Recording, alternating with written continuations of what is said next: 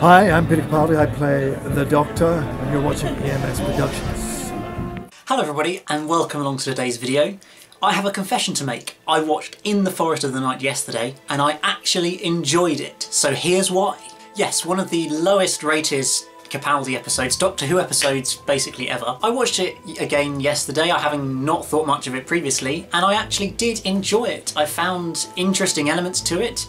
Visually it's very impressive, the plot wasn't terrible, the characters were okay, and I actually thought it doesn't deserve the bad rep that it really gets. But let's go into some of the reasons why more specifically. Well, I think then one of the main things that cannot be faulted is the cinematography and the direction of this episode, to all the sort of visuals and everything, which is just absolutely stunning. The whole forest setting, trees all over London, I think is filmed and looks absolutely brilliantly. So even if you hate the plot, purely on visuals, you can almost just sit and watch it on mute for an episode, and just because the visuals are so sort of striking and stunning, it really does add a lot to this episode. And it's sort of even like the CGI trees in the between bits of London are really well done, whereas sometimes some of those ones they maybe don't put so much effort into or just doesn't look so great. I felt in this it really was a strength, and the direction was also very solid as well, really kind of with sort of when you had the tiger appearing and the wolves and everything, nicely building up that sense of sort of fear and terror of the dark in the woods and these creatures chasing them through the woods and everything like that.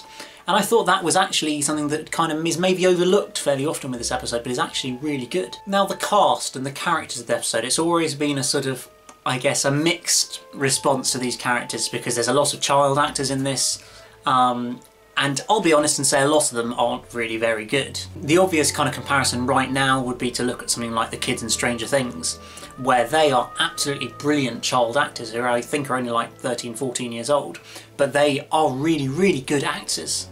But then you compare it to In the Forest of the Night, and it just feels like a lot of them have probably never done much acting before, just aren't really very well trained and very good at it. The one who I thought was quite decent was the girl who played Maeve, the one who sees fairies and stuff and is flapping away all these things and has mental problems and whatever. Watching it again, I think she actually played it quite well. You did kind of find her being a slightly disturbed child who's a bit wrong in the head, and is hearing voices and all this kind of thing. I thought she portrayed that quite nicely, and actually had some quite good dialogue with Peter Capaldi as well, where she kind of isn't amazed by the TARDIS, it's just normal now, sort of thing, which was quite funny and quite good dialogue. So I think she was probably the highlight of the kind of child actors compared to some of the other ones. I can't remember their names, but the ones who were part of the sort of Coal School, the other students, most of them were just not very good, not very engaging, annoying voices, and just weren't particularly good actors, unfortunately. But that's always the risk you take when you do a story which features a lot of children in it, and you need lots of child actors who are actually able to do sort of proper speaking parts rather than just sort of being an extra and things like that.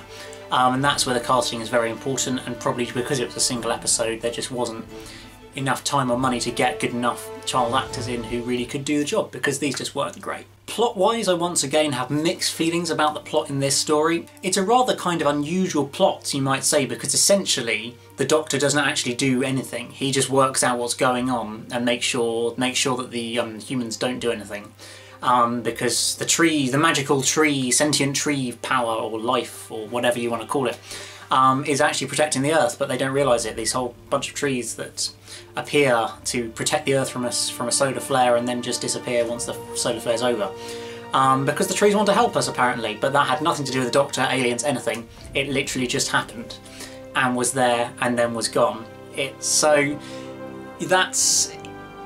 nice to do something different with a plot, but it's not a great plot because it doesn't involve anybody doing anything. It's literally sit there and wait for it to sort itself out. Thank you very much.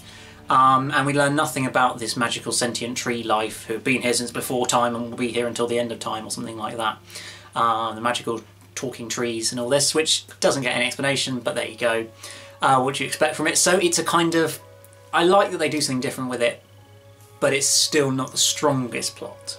And as much as I did kind of enjoy this episode watching it back again yesterday, the subplot of this story with the Annabelle, this girl who's gone missing, who's Maeve's sister and she's gone missing, it's a painful subplot.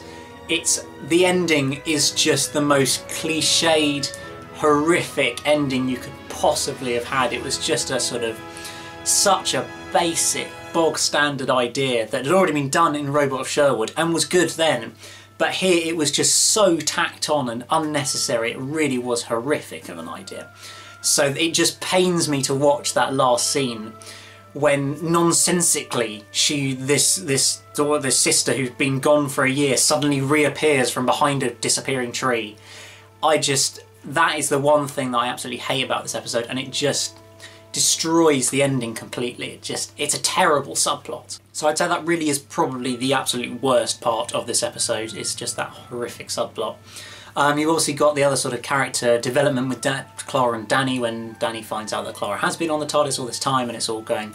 He's not happy about it, but they seem to make it up in the end, and that's all quite nice before it all goes wrong in the finale. And for those sort of the main characters, it feels like just a bog standard episode. Peter Capaldi has some nice scenes with the kids in the TARDIS when they're all sort of running around, messing around. He's trying to sort of tutor them and get them out of the way and keep them away from the TARDIS console. That's quite entertaining and a few nice moments there. But overall it's fairly bog standard on that side of things. But overall I genuinely did find this an enjoyable episode. It's not a classic, it's not a great episode, but it's not a sort of absolutely terrible, on par with Sleep No More or Fear Her, in terms of being a complete episode you'd never go near. I did actually kind of enjoy it, and it's not something I'd watch outside of probably a marathon of the show or a series or something, because it's just not a sort of memorable one to go back to. But it does have its merits, as I said, with the visuals are fantastic, absolutely stunning.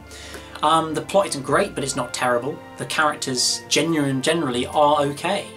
So I don't really feel it should have as bad a sort of reputation as it does. It's not great, but it's not complete shite. So yes, that is In the Forest of the Night. A solid, entertaining episode, but let me know what you guys thought in the comments below. Do you like this episode, or do you think it is as bad as the reputation it holds?